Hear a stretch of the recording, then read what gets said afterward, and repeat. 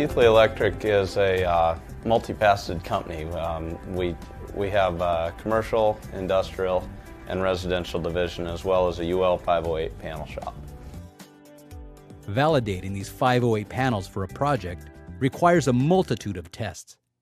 To do this, they thoroughly checked every component in the panel using an arsenal of Fluke test tools.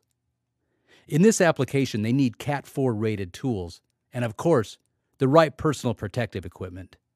On the control cabinet side, they use a Fluke 289 DMM to check the control system's I/O and motor starter relays using the computer interface to trigger each node.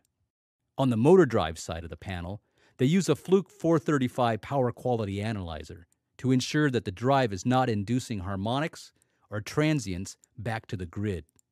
Next, they'll move on to the output side of the drive, where they'll use the Fluke 190 Series 2 4-channel ScopeMeter to simultaneously check all three-phase voltages for signs of reflections, distortions, and output voltages.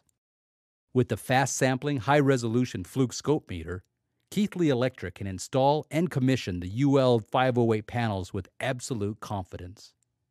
For more information, visit fluke.com/4-channel scope.